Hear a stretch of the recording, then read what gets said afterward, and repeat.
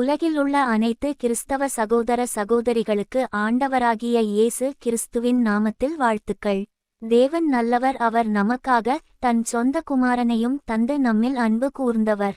தேவன் நம்மை சுற்றி திரளான சாட்சிகளை முன் உதாரணமாக நமக்கு வைத்துள்ளார். ஆனாலும் பிசாசு நம்மை சோதிக்கிறன். எனவே நாம் பிசாசிடம் தோற்றுப்போகதபடிக்கு அவனுடைய தந்திரங்களை நாம் அறிந்து கொள்ள வேண்டும். பிசாசை விலகிப்போக பண்ணியவர் நம் ஆண்டவர் இயேசு. சரி, இப்போது பிசாசு யார் என்பதை பார்ப்போம். எபிரேயர் 13வது அதிகாரத்தில் 9வது வசனத்தில் பலவிதமான அந்நிய போதனைகளால் அலைப்புண்டு திரியாதிருங்கள் என்கிறார். ஏன் எனில் லத்தின் மொழிபெயர்ப்பின் பொது விடிவெள்ளி என்பதற்கு லூசிபரென்று மொழிபெயர்க்கப்பட்டு அவர்களின் கதைகளின் படி விடிவெள்ளி என்பதற்கு சாத்தான் என்று போதிக்கப்பட்டது. ஆங்கில மொழிபெயர்ப்பின் போது வானத்தில் இருந்து விழுந்த வியாழன் கிரகத்தை குறிக்கும் கிரேக்கர்களின் கதை படி சாத்தான் என்று போதிக்கப்பட்டது. ஆனால் இந்திய புராணங்களின் படி நாம் விடி வெள்ளியை குறிக்கும் சூரியனுக்கு அருகில் இரண்டாவதாக உள்ள வெள்ளிக்கிரக கதைகளையோ அல்லது வியாழன் கிரகத்தை குறிக்கும் குரு பகவன் பற்றிய கதைகளின் படி நாம் போதிக்க முடியாது. எனவே இதுபோன்ற கலப்பான போதனைகளை தவிர்த்து வேதத்தை மாத்திரம் நாம் போதித்தல் வேண்டும். வேத அறிவை பெற வாஞ்சிக்க வேண்டும். ஆதியாகமம் 3வது அதிகாரம் 1 வசனம் இப்படியாக சொல்கிறது.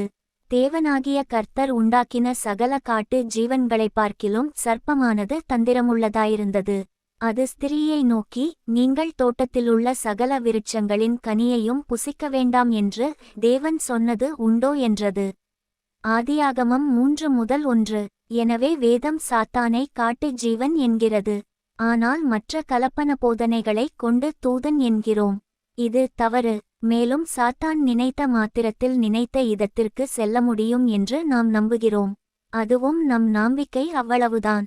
ஆனால் உண்மையல்ல. இந்தியாவின் தங்கப்பெண்மணி என்று அறியப்பட்டவர் கேரளா மாநிலத்தை சேர்ந்த பி.டி. உஷா ஆவர். இவர் இந்திய அளவிலும் உலக அளவிலும் விளையாட்டில் மிக வேகமாக ஓடுகிறவர்.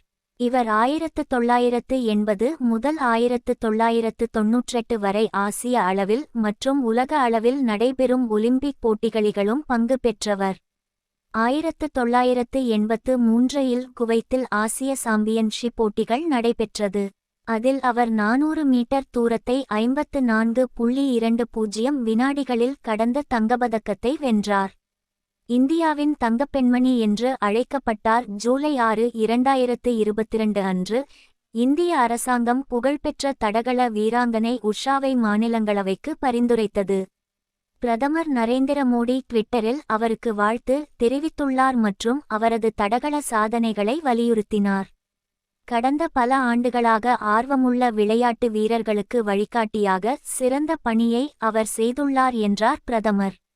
ஒரு தடகள வீராங்கனையாக தனது வெற்றிகரமான வாழ்க்கைக்கு பிறகு பி.டி. உஷா 2022 இல் 58 வயதில் இந்திய ஒலிம்பிக் சங்கத்தின் IOA தலைவராக தேர்ந்தெடுக்கப்பட்டார். IOAயின் 95 ஆண்டுகால வரலாற்றில் முதல் பெண் தலைவர் மற்றும் முதல் பெண்மணி ஆவார். IOA தலைவராக ஒலிம்பியன் நியமனம் பெற்றார். இவரை காட்டிலும் பிசாசு ஓடக்கூடியவன் அல்ல. பறந்து செல்லும் பறவை அல்ல. துதனும் அல்ல. மாறாக இவன் காட்டு சர்ப்பம். பரிசுத்த வேதம் சொல்கிறது. ஆதியாகமம் 3வது அதிகாரத்தில் 14வது வசனத்தில் சகல நாட்டு மிருங்களிலும் சகல காட்டு மிருங்களிலும் சபிக்கப்பட்டிருப்பாய். நீ உன் வயிற்றினால் நகர்ந்து உயிரோடு இருக்கும் நாளெல்லாம் மண்ணை தின்பாய். தேவனே அப்படித்தான் சொல்லியுள்ளார். ஆனால் நாம் அதிக கற்பனை செய்து கொண்டு உலக கட்டு கதைகளின் படி வேதத்தை போதித்து அவரின் ஜனங்களை கலங்கடிக்கிறோம். அவர்கள் சாத்தன் என்று சொன்னாலே பயப்படும்படி போதிக்கிறோம். இது தவறு. அவரின் நாமம் தரிக்கப்பட்ட ஜனங்களை பயமுறுத்த வேண்டாம். அப்படி எனில் அவன் எப்படி வானத்திலிருந்து விழுந்தான், வானத்தில் அவனுக்கு என்ன வேலை என்று கேட்கத் தோன்றும்.